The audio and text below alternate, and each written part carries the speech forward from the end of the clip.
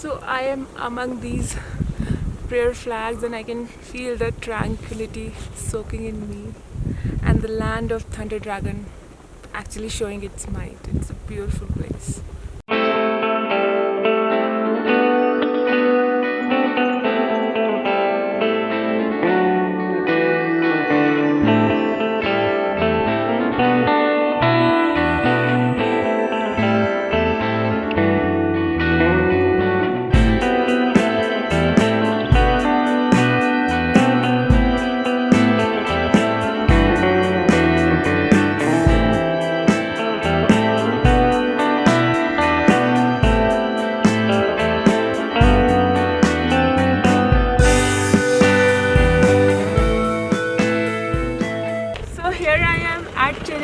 This is like the highest point of Bhutan.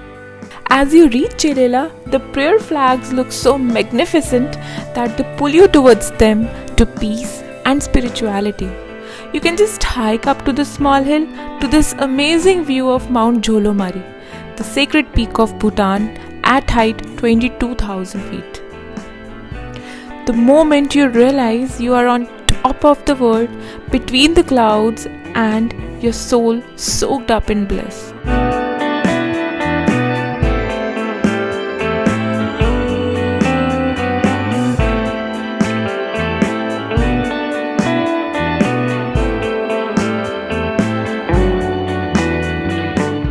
Chele also gives an amazing view of Ha Valley and Paro Valley, being the highest point between the two.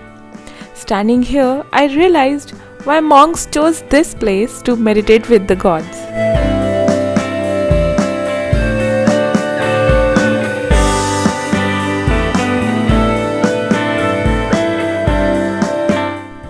And before heading back, don't forget to eat the local thukpa and drink a hot cup of chai and play with these naughty dogs.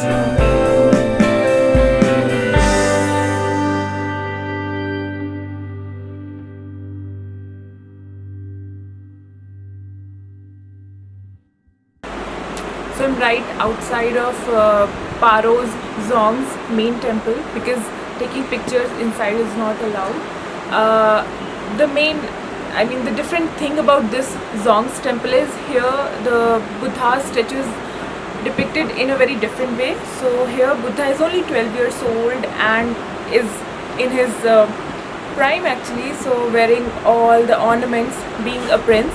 And this temple actually kind of motivates the young monks that if Buddha can, get rid of all those things to get enlightenment, why can't the other monks? It's a beautiful place.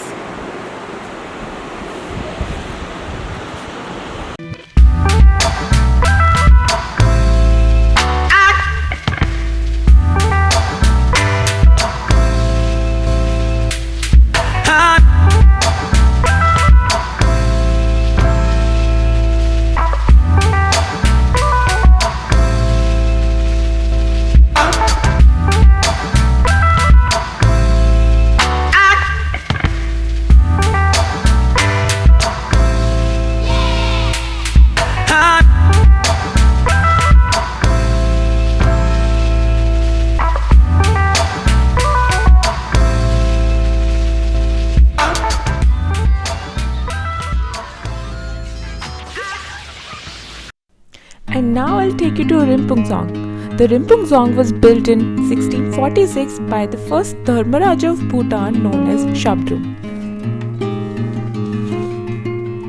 It was destroyed by fire in 1907 and the cause of fire was butter lamp from the temple downstairs. The architecture of Dzong is magnificent and is a classic example of Bhutanese architecture. To one's surprise, not even a single nail or glue was used in the construction. When it was constructed, Bhutan did not have a single nail and hence they used the concept of interlocking of woods. The Dzong is divided into two blocks. One block is run for administration while the other one is the monastic block. Also, there is the Royal Court of Justice functioning in the same Dzong. The central tower was used as a fort during Tibetan invasion, and from here soldiers used to keep a watch against any threat. The two important events that took place here was the royal wedding and the shooting of the movie Lil Buddha.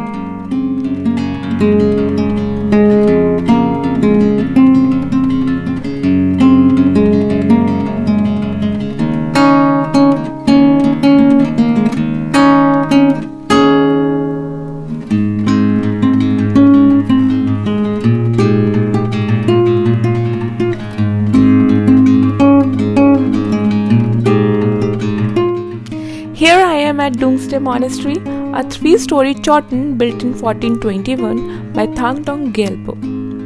The 3 stories of the monastery represents hell, earth and heaven. It is believed that the monastery was built atop the head of a demoness to stop her from spreading diseases to villagers and nearby places.